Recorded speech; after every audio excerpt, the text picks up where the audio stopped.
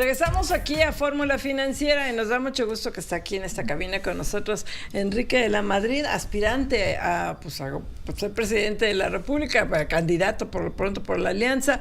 ¿Cómo estás, Enrique? Carmen, qué gusto, gracias por la invitación, y también Pepe, Marco. Qué gusto venirlos. Qué bueno verte. Lo conocemos, Bancomex, secretario de Turismo, muchísimas veces estado contado. Financiera rural, o desde la bancaria, que desde la bancaria, sí, largas, la Comisión Nacional de Banca de Valores, efectivamente. HSBC. En estos 26 años que casi que vamos a cumplir en octubre, pues ha sido muy asiduo, ahora con una nueva cachucha. Pero a ver, yo estoy preocupada, y era un poco el tema que decíamos ahí fuera del micrófono. Ustedes son un chorro de precandidatos. Muchos para mi gusto. Qué bueno que haya tanta gente interesada en ser presidente y presidenta de la República. Pero del otro lado hay 3. Bueno, hay otros 2 que creen, pero bueno, hay 3, ¿no? Que pueden ser 3 corcholatas. Y yo veo que pasa el tiempo, y pasa el tiempo, y pasa el tiempo, y los otros se están posicionando, y aquí son, ¿cuántos? 18, ¿cuántos son los que pueden ser? Y ahí, ¿cuándo va a haber reglas? ¿Cuándo vamos a saber quién va a ser el candidato de la Alianza? Que una o que nos una a todos los que no queremos que gane Morena. Bueno, a ver, así de facilito y clarito. Así de facilito. Entonces, fíjate, lo que buscamos todos al final del día es buscar a la persona más competitiva que pueda hacer 2 cosas, a mi juicio: ganarle a Morena y al mismo tiempo encabezar un gobierno de coalición. Porque la salida no es nada más que pierda Morena y regresar a lo mismo, es hacer un gobierno de coalición. Entonces, pero yo sostengo, y lo digo de verdad, por eso es también una especie de competencia, es una competencia. Y a la pregunta o a la respuesta de quién es el más o la más competitiva, eso te lo debe decir la gente, a partir de debates, a partir de entrevistas, y donde los ciudadanos puedan acabar diciendo: a esta persona o a esta otra es a la que vemos más competitiva. Porque yo entiendo la desesperanza o la desesperación de mucha gente, a la cual yo me sumo, nomás que yo estoy del lado de tratar de construir las soluciones. Y el tema es que la gente ya dice: ya queremos ver a alguien. Sí, pero si el método es adecuado, escogeremos realmente a la persona competitiva. En cambio, si el método es el inadecuado, escogemos a alguien, y si esa persona no es la mejor, y si no es la que puede ganar, porque aquí nada más hay un tiro, aquí nada más hay un tiro, y no nos podemos equivocar. Sí, Enrique, y lo entiendo, pero al mismo tiempo siento igual que Mari Carmen. Creo que ustedes van en un proceso muy lento respecto del tiempo que ya llevan en el equipo de gobierno, los representantes del partido en el poder, que ya tienen mucha exposición, mucha exhibición, y están logrando lo que seguramente están pretendiendo, en el sentido de que todos pensemos que ellos son los únicos que pueden ganar en la contienda. Eso por un lado. Y por el otro lado, pues conocerlos a cada uno de los candidatos de la oposición nos va a llevar tiempo. Por ejemplo, tú, ¿cuál es tu propuesta si llegas a ser presidente de la República? ¿Qué harías? ¿Qué tipo de modelo económico implantarías? ¿Retrocederías, por ejemplo, en todos los programas sociales que ya son tan amplios y representan un compromiso económico muy fuerte para cualquier gobierno que llegue? Dos respuestas. La primera, como precisamente porque los aspirantes de Morena tienen un nivel de exposición ya tan alto, justamente por eso es que necesitamos un método que nos dé visibilidad. Porque el método es el que nos va a ayudar a contrastar. Porque van a decir: oye, allá lo único que están esperando es lo que diga mi dedito. En cambio, aquí tenemos un método nuevo, ¿verdad?, en donde los ciudadanos podamos opinar, donde podamos escuchar, y yo estoy seguro que si lo hacemos bien, eso va a generar entusiasmo. Entre otras cosas, y ese es mi argumento incluso ante los partidos, nos tienen tanta desconfianza, o a los partidos les tienen tanta desconfianza y tan poca fe, que los sorprenderíamos si hiciéramos algo bien.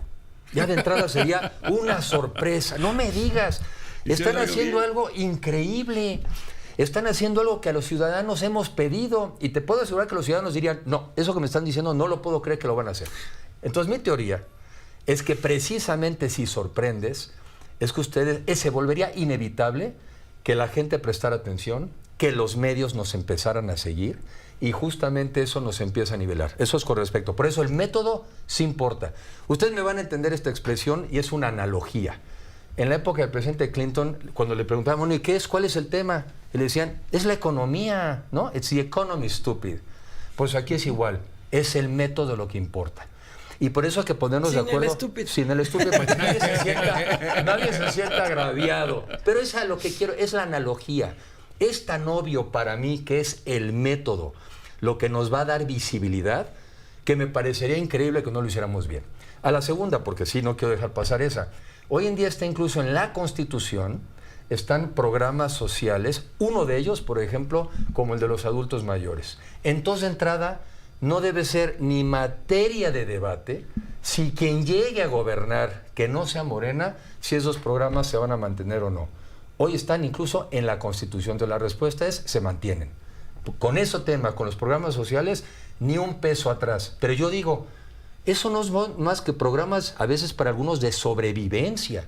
¿Que no merecemos algo más los mexicanos que nada más estar en modo sobrevivencia? Hoy muchos mexicanos, sobre todo los que tienen menos ingresos, ¿sabes cuál es su expectativa de futuro? La noche de hoy. A ver si me alcanzó, a ver si llegué hoy, a ver si hubo ingreso para hoy. Entre menos ingreso tienes, tu perspectiva de futuro es más corta. Es la noche de hoy. Enrique, nosotros te conocemos desde hace muchos años, por suerte. Has dado resultados, secretario de Turismo, banquero, regulador, banquero de desarrollo, en fin. Donde has tenido las carteras que te conocemos, has dado resultados. Pero hay mucha gente que no te conoce. Esto es de ganar votos. Me queda claro que López Obrador estuvo en campaña 12 años y recorriendo todo el país. Si en caso en que tú fueras el elegido, ¿cómo le harías? Porque esto no va a ser sencillo, hay que ganar los votos. ¿Cómo le harías? Pues por eso, de entrada, el escenario es muy diferente, porque aquí estamos yendo en alianza. Vamos a hacer un gobierno de coalición. Vamos a formar alianza a los partidos políticos de oposición. Y por eso, el que cada quien estemos trabajando por nuestro lado, está sumando. Cada quien está sumando canicas. Porque si llegaras a no encabezar la alianza, de todos modos vamos a formar parte de esa alianza. O sea, lo que estamos trabajando suma. Segundo, otra vez el método. El método nos va a dar esta visibilidad, este debatir. Y lo otro, lo digo con todo respeto, no es un tema de cuántas vueltas le das al país, sino que también conoces el país, los problemas y sus soluciones. Ya vimos que darle vueltas al país no ayudó a resolver los principales problemas como la pobreza, el hambre. A ver, Enrique, es que, yo no tengo la menor duda que Pepe Mid era el mejor candidato. El mejor candidato. Y no tengo la menor duda que hubiera sido el mejor presidente. Pero el mejor candidato, digo, el que recorrió el país y el que tuvo los votos fue López Obrador.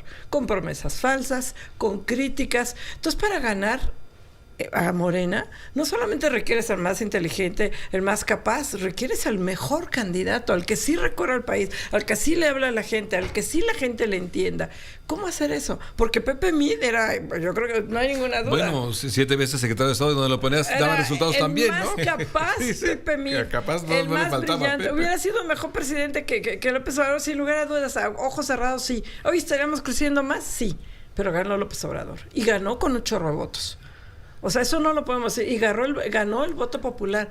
¿Cómo vas a ganar tú ese voto popular que hoy tiene López Obrador? A ver, escenarios diferentes. Porque el mío ya lo tienes, falta el popular. Escenarios diferentes y además tú sabes y aprecio y respeto y además somos muy amigos, sí. Pepe Mid y yo. Primer escenario. El presidente no ganó por el voto popular que tenía. Ese ya lo tenía. Y había perdido 2 elecciones con el voto popular. El presidente ganó por el voto, sobre todo de clases medias, que votaron en contra de la administración anterior. Fue un voto de castigo. Entonces, el voto popular lo va a seguir teniendo, pero el que ya no tiene es el de las clases medias, el de los científicos, el del mundo de la cultura, el de los burócratas, el de los maestros, el de las enfermeras, el de los médicos. Entonces, esos que ya no están con el presidente, lo que todavía no están es con la alianza. Y por eso vuelvo al tema.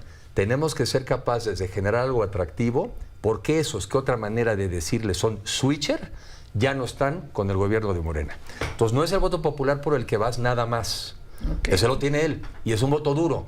Son los que votaron en castigo los que ya no están con él. Que son 15 millones. Pues sí, pues pero son un montón de millones. Tienes toda la razón, pero ese universo de población que está citando, es donde reina el abstencionismo, desafortunadamente.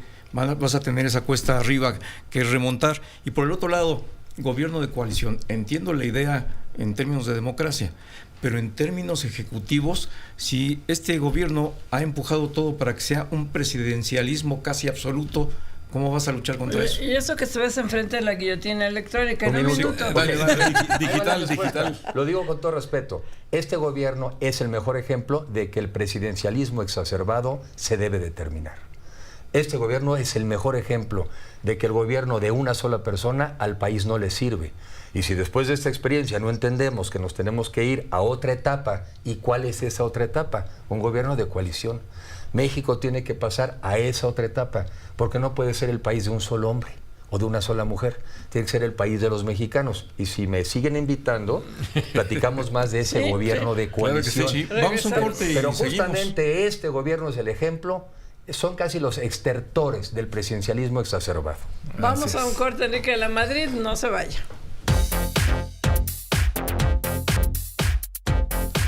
Sí, ya regresamos aquí a Fórmula Financiera y estamos platicando con Enrique de la Madrid, desde luego, pues precandidato presidencial, puede ser por la coalición. Enrique, a ver, cuéntanos un poco, nos hablas mucho de que se debería hacer algo distinto por parte de la oposición de la coalición. Son PRI, PAN, PRD, hasta el momento. ¿No? Sí. Quizás MC se suma, quizás no, en fin, vamos a ver.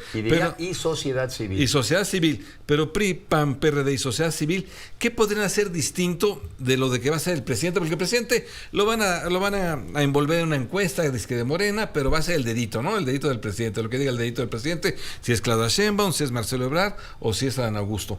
¿Ustedes qué podrían hacer en la coalición? A ver, yo digo, por lo menos hay dos métodos, pero voy a uno que es el que me gusta para poner ejemplo. Que se inscriba el que quiera, de entrada, para que no haya, oye, quién sí y quién no.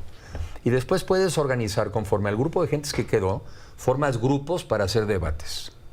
Y tú también puedes, estadísticamente hablando, como haces una encuesta, formar grupos de mexicanos que les digas, ustedes fueron seleccionados, te invitamos, si quieres, te invitamos a que tú vas a calificar los debates. Eres estadísticamente representativo. Y entonces empieza el primer debate que tiene lugar en Oaxaca y participan cinco aspirantes. Y después del debate se les califica y se llevan su calificación. Y así los otros 3 grupos. Y te toca otro debate después con otros. Te van mezclando con otros. Y lo mismo, el grupo que se decidió que estadísticamente que calificara, los califica. Total, ya para la tercera ronda, ya sabes quiénes fueron los 3 mejores que deben de pasar, por decirlo así, a la final. ¿Qué no estamos acostumbrados a ver eso hoy en día en el mundo todos los días? Desde para un concurso, digamos, de temas culturales, hasta para un tema de música. No estamos acostumbrados a ir viendo que se empieza con muchos y después se va depurando, con una gran ventaja, que los ciudadanos son los que estaríamos participando en eso. ¿No les parece mucho más interesante eso que esperar lo que diga mi dedito? Sí, claro. Entonces, los ciudadanos, que a veces cuestionamos todo, ¿por qué no esto que suena más interesante lo apoyamos, lo empujamos? Y a los propios partidos, yo lo estoy haciendo, a los propios partidos les decimos, háganlo, hombre, porque si lo hacen, vamos a tener la atención de todo mundo. Pero si no lo hacemos bien, vamos a generar el desencanto de todo mundo y entonces sí, ¿cómo animas al voto que no participa? Entonces es entusiasmar. Tú eres economista, tú tienes una amplia experiencia en el sector financiero económico. Nosotros somos un programa financiero. 2024 se está anticipando un crecimiento de 1.6%. 2025, que sería tu primer año, a lo mejor hay una recesión en Estados Unidos, sería muy complicado. ¿Cómo logras que México crezca en este sexenio que va a ser el de peor crecimiento anual? 0.5, tanto que se quejaba López Obrador del neoliberalismo. Era horrible, ¿verdad? O sea, porque era una cosa espantosa. Y crecía 2.5. Que en promedio crecía 2.5. Y él no lo va a lograr. Y muera el neoliberalismo porque es un sistema horrible y yo les propongo crecer al 0. Al 0. ¿No? Ahora, porque el 0 seguramente, yo en mis matemáticas, el 0 es menos que 2.5, hasta donde me quedé. Pero eso es en mis matemáticas, porque ahora, en las de ahora... En tus matemáticas, ¿cómo? O sea, te enfrentas a un país que creció 0 o 0.5 ¿Y luego? ¿Cómo vas a crecer? Otra, por lo menos recuperar el 2.5. Muy sencillo y no a la vez, pero lo que sí es sencillo, pues mandando una señal y un mensaje de que vamos a volver a respetar e incentivar la inversión en el país de nacionales y extranjeros. Ahorita yo haciendo mis apuntes para acá, podríamos hacer un documental y digamos, de Texcoco al Istmo, ¿no? Porque, pues de Texcoco al Istmo, o sea, se les ocurre, no habían entrado al gobierno cuando ya habían cancelado Texcoco. Sí. Y todavía no se acaba este gobierno cuando ya están expropiando en el Istmo. Entonces, no sé quién les explicó que en economía, entre más incertidumbre, seguro llega más inversión. Y es al revés, ¿no? Entonces, por eso no llega inversión a México. Es penoso que las remesas sean casi el doble de la inversión extranjera en México. Eso que yo recuerdo nunca había pasado. Cuando yo estaba de secretario de Turismo, me acuerdo que mi obsesión era que no me ganaran las remesas. Recibíamos nosotros como 22 mil millones de dólares y las remesas andaban en 25. Pues ya las remesas están en 60 mil millones. 60 mil hoy, sí. ¿Y sabes por qué nos mandan más remesas? Una, porque en Estados Unidos ganan más dinero. Y dos, porque se ve que los que están allá, los mexicanos de allá, saben que sus familias aquí lo necesitan. Entonces, primera reflexión. Volvemos a dar confianza a la inversión nacional y extranjera. Y ustedes saben, porque como bien saben de eso, pues se nos dejan venir millones de dólares y de pesos que no están llegando a México porque ya les generamos desconfianza, porque no hay electricidad que les podamos garantizar en las nuevas plantas. Me lo están diciendo a dónde voy. Enrique, queremos llegar a ciertas ciudades en la Ciudad de México, en México, pero no les podemos garantizar ni siquiera electricidad. Entonces, no vamos a crecer al 5 de la noche a la mañana, no, pero de que podemos crecer fácilmente otra vez 2, 2.5, y si hacemos las cosas bien, ¿sí terminas un sexenio creciendo al 5? Sí. Pero no es este rollo de desde Texcoco al Istmo. Pero a ver, estamos platicando con Enrique de la Madrid, él es aspirante a la presidencia de la República y bueno, olvídate del crecimiento que en esta administración va a ser un crecimiento muy mínimo el que herede para la próxima administración.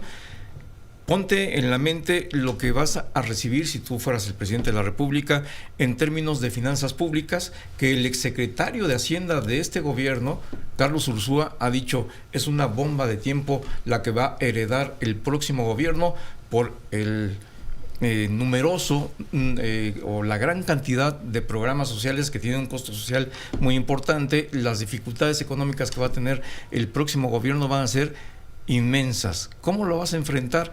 ¿Cambiarías el modelo? ¿Abrirías otra vez el sector energético? ¿Qué harías? Dos comentarios. Primero, prefiero correr ese riesgo a 6 años más de Morena y que nos explote la bomba. Entonces, oye, el riesgo de la bomba, sí, nomás que con Morena explota la bomba y vuela el país. Entonces, primero, decir, hasta aquí, se acabó. Segundo, claro que tenemos que volver a incentivar lo que es la inversión en energías y sobre todo renovables. Y pongo un ejemplo. Hoy producir 1 megawatt de electricidad del sol cuesta 500 pesos.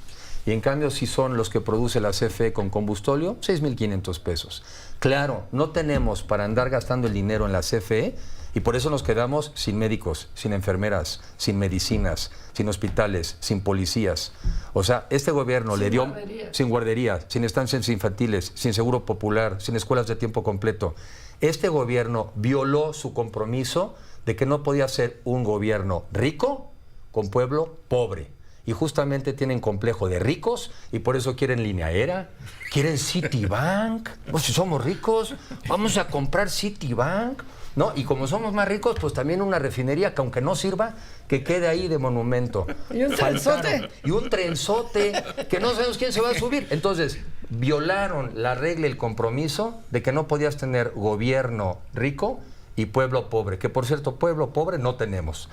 Somos un país que tenemos una aspiración de grandeza y lo que no podemos permitir es que sigan dilapidando nuestros recursos. Enrique, no me queda la menor duda que uno de los grandes faltantes de este gobierno ha sido en el sector salud.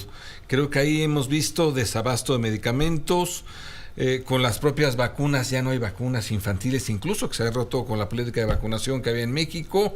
El Seguro Popular se deshizo, no se ha podido recuperar. ¿Qué harías tú en este sector salud? ¿Qué se podría hacer? Pues también regresar a establecer cosas normales. O sea, éramos un país que presumíamos, éramos un ejemplo de vacunación a nivel internacional. Y ahora he oído cifras de que entre el 40 y el 50% de los niños no se vacunan. O sea que 1 de cada 2 que se vacunaban, hoy no se vacunan.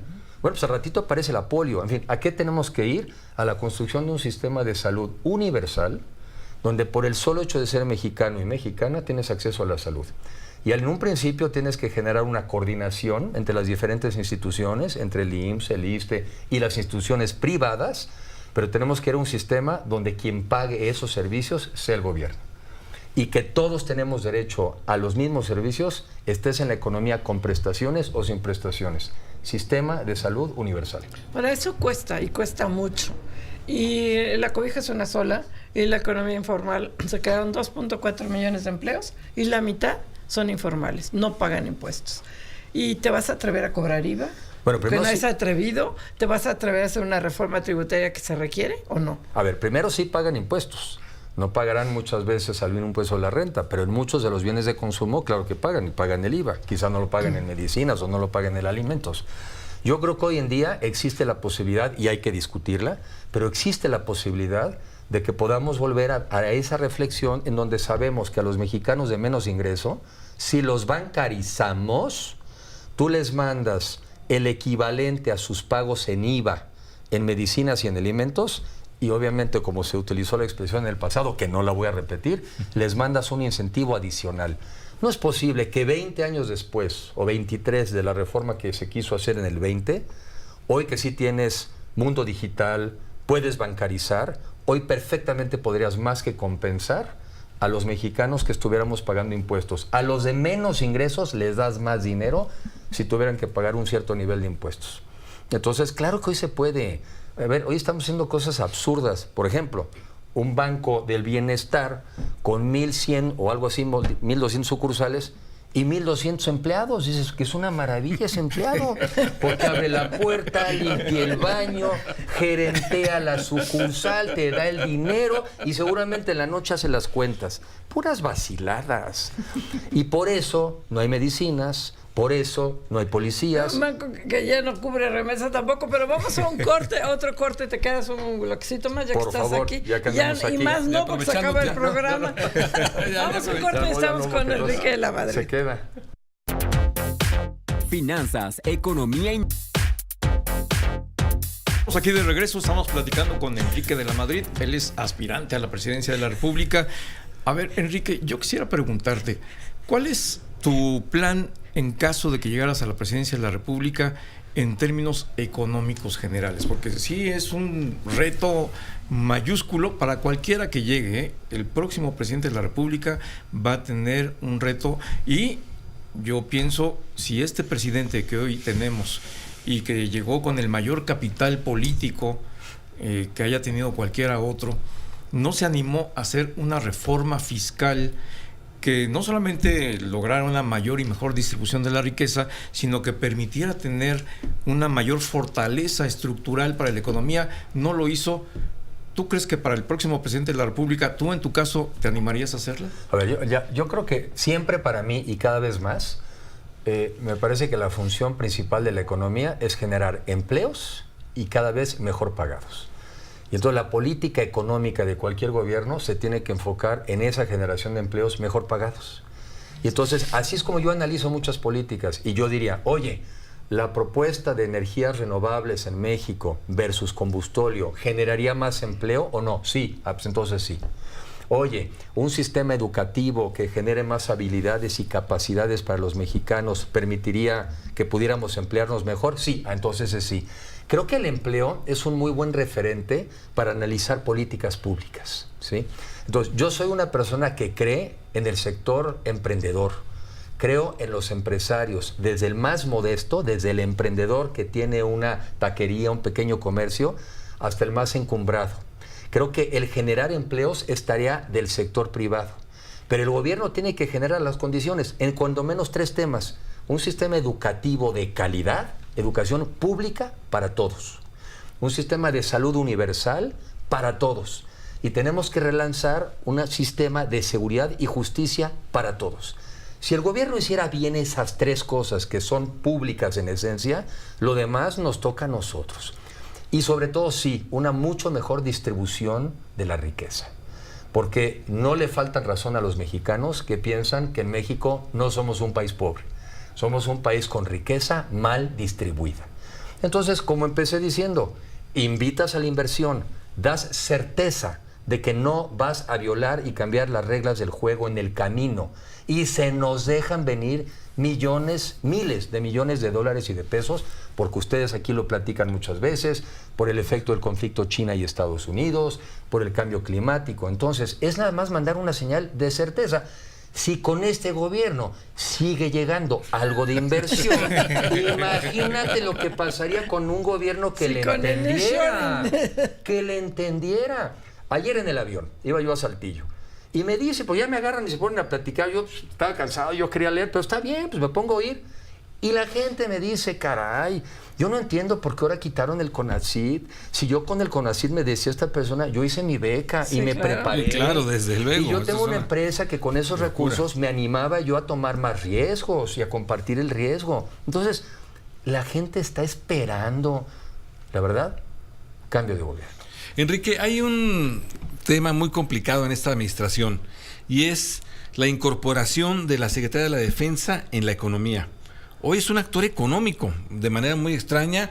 A mi gusto no es la misión que debe tener las Fuerzas Armadas, pero lo vamos a tener en aerolíneas, en aeropuertos, en trenes, lo vamos a tener hasta en hoteles. ¿Qué vas a hacer con eso? Si tú llegaras, ¿qué harías con la Secretaría de la Defensa Nacional? Primero, seguramente transparentaríamos las cifras, porque yo sé por los militares, yo sé que hoy sus presupuestos para la defensa y para la Marina son menores que los de hace 4 años. No me digas. Ah, claro que sí. Ellos hoy reciben menos dinero que hace 4 años. Lo que se ve inflado es lo que no es para ellos. Los aeropuertos, el Tren Maya, ¿no? Sí, pero sí. ellos hoy reciben menos. Incluso me platican personas, muchos incluso de la tropa, pero de ciertos niveles, se están jubilando. Dicen, más vale que me jubile yo y me retire ahorita que puedo.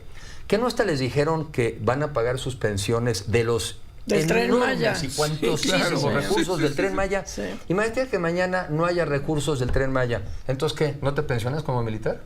¿No te pensionas como marino? Hay una gran desigualdad entre la tropa, como tú dices, y los altos generales, que quién sabe qué negocios están haciendo, porque no hay ninguna transparencia. Ninguna de lo que están haciendo, de la asignación de recursos, de nada. ¿Qué vas a hacer con los narcos? ¿Qué vas a hacer con la inseguridad? Hoy López Obrador decía, bueno, sí, tenemos más homicidios que el sexenio pasado, pero es culpa de Felipe Calderón. Sí, claro, no, a mí me encanta. Sí. Me encanta. Cuando lleguemos al minuto 1 de que termine el sexenio, pues es la culpa de todos los anteriores. Entonces, bueno, si el tema era echarle la culpa a todos los anteriores, ¿para qué llega uno a decirle a la gente que tú sí tienes la solución de los problemas? Sí. Si el tema era después decir que todo era culpa de los anteriores, quiere decir que tú no tenías solución a ningún solo de los problemas, ¿no? A ver, en el tema de también me da me encanta cuando ya el Ejecutivo le da un agradecimiento a los retenes del crimen organizado, porque realmente hay que agradecerles que cuando menos a los servidores de la nación sí los dejan pasar. Lo respetan. A los demás, ¿qué te parece a los desaparecidos? A las madres buscadoras. ¿Qué te parece a las madres buscadoras? ¿Qué te parece a los miles de mexicanos que han secuestrado los del crimen organizado? Y el otro leyendo artículos y de repente no lo puedo creer. A ver, secuestran contadores para llevárselos a trabajar con ellos. Sí, claro.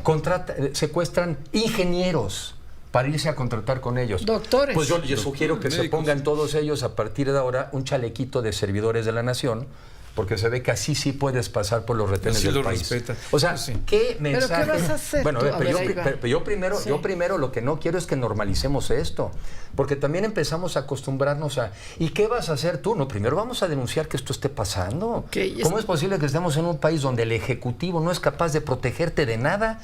Y además creo que va a hablar con los delincuentes para convencerlos. A ver, con este país tan descompuesto. A ver, yo creo que lo primero es que tienes que crear un cierto mínimo de fuerza de Estado para que las amenazas que hagas sean creíbles. Pongo ejemplos.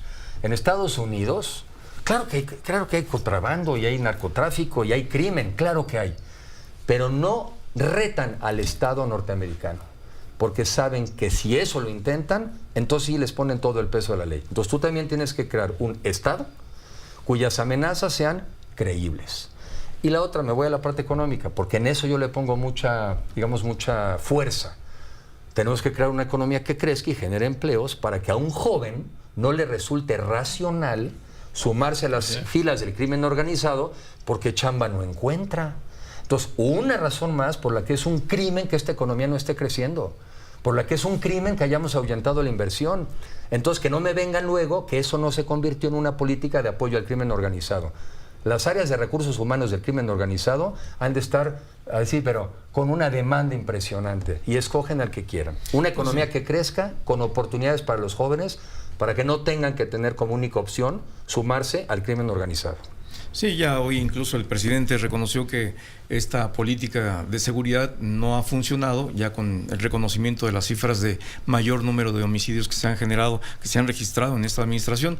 Yo te preguntaría, este gobierno llegó con la bandera anticorrupción y manejó una cifra que iba a disponer derivada de la corrupción, y hoy estamos viendo que este gobierno está siendo señalado en muchos casos por corrupción. ¿Tú qué harías de llegar a la presidencia de la República? ¿Cómo actuarías respecto del presidente saliente? A ver, yo creo que primero tenemos que reconocer que la corrupción es un fenómeno que en México en parte se da en el mundo entero, pero lo que aquí nos falla es que aquí no la combatimos. Aquí hay un tema de impunidad. A ver, en Europa, en Japón, en muchos lados hay corrupción, pero el que viola la ley, el que hace actos de corrupción, al final del día sí es perseguido. ¿Sí? Entonces, lo que nosotros tenemos ya es como país, no solamente como gobierno, es no dar la corrupción como un tema aceptado. O sea, no podemos seguir normalizando de que pues, es la manera como nosotros operamos, ¿no? No. O sea, en México tenemos todos que reconocer que ya nos salió muy caro ser tolerantes con la corrupción del gobierno, pero también con la corrupción de la sociedad en general. Y necesitamos fortalecer un Estado de Derecho de verdad, que sí pueda perseguir delitos y que los persiga, pero también con un sistema que no dependa del próximo gobernante a quien le aplica la ley. Hay cosas que no tienen que estar en tus manos para que precisamente puedan funcionar. Que no dependa del presidente que entra, qué hace con los anteriores. Necesitamos un sistema donde ahí sí tú no metes las manos ni a favor ni en contra. Y porque después parte Enrique de la Madrid, muchas gracias por estar con nosotros. Qué gusto verte. Gracias, Enrique, por la espontaneísima invitación. Espero que se les siga buscamos dando. Desde hace meses. Sí, te buscamos sí, desde hace meses. Pues es que no estoy fácilmente encontrado. Pero no fue tan espontánea la aceptación. Fue muy espontánea la aceptación. Pero bueno, ya se nos acaba el tiempo. Enrique de la Madrid, muchísimas gracias. Enrique. Pepe y usted, buenas noches. Gracias, Mari Carmen. Marco Mares. Gracias, Mari Carmen. Pepe, Enrique, gracias. buenas noches, Enrique, gracias. Marco, La producción de Diana Cepeda con la asistencia de Cindy Sánchez y de Charlie González. En el staff, Ani Castro, Miguel Guevara, Marco Pérez, Gustavo Martínez. Se quedan, por favor, con Juan Becerra Costa en Telefórmula y en Radio con Tendencias con Pei Garza en el 103.3. Gracias, Enrique. Muy buenas noches. Nos vamos mañana.